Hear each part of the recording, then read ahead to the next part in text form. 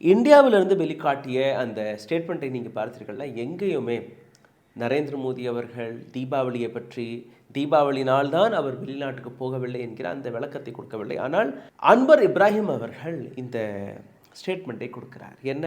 he informed me that he will attend virtually due to ongoing Deepavali celebration in India at that time.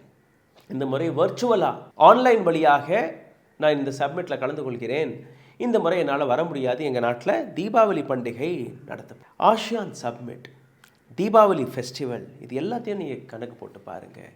எந்த நரேந்திர மோடி வெளிநாட்டு பயணங்களில் பல ஆயிரம் கோடி ரூபாயை செலவு செய்தாரோ, இந்த இருக்கக்கூடிய பிராசில் அங்கே போயிட்டு வந்ததற்கு 89 கோடி ரூபாய் செலவு செய்தாரோ, ஒவ்வொரு பயணத்திலும் அவருடைய செலவுகளை நீங்கள் பார்த்தீர்கள்னா குறைஞ்சபட்சம் 25 கோடி ரூபாய். அந்த அளவில் உலகம் சுற்றும் வாலிபன் போன்று நீங்கள் பார்த்து வந்திருப்பீர்கள். ஒவ்வொரு இடத்துக்கும் போகும்போது அதற்கான ஒரு ஆடை, அதற்கான ஒரு கேமரா டீம், அதற்கான ஒட்டுமொத்த கோதி மீடியா லைவ் ஸ்ட்ரீம் எடுத்து காட்டக்கூடிய அந்த தருணம் போய் இன்னைக்கு பிரைம் மினிஸ்டர் மோடி எங்கெல்லாம் ட்ரம்ப் வருகிறாரோ அந்த இடத்தை தவிர்க்கக்கூடிய வேலையை பார்க்கிறார்.